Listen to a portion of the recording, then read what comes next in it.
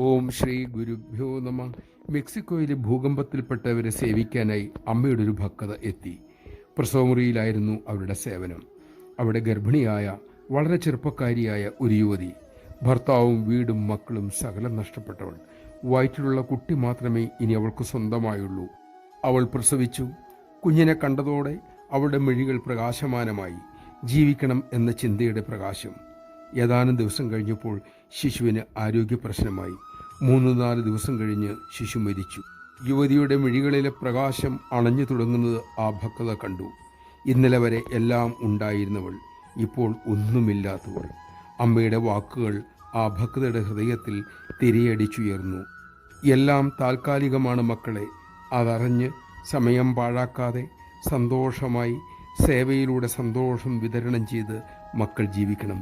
അതേ ജീവിതം ധന്യമാക്കൂ. അമ്മ കാണിച്ച സേവനപാതയിലൂടെ ജീവിച്ച് ജീവിതം ധന്യമാക്കാൻ നമുക്ക് ശ്രമിക്കാം.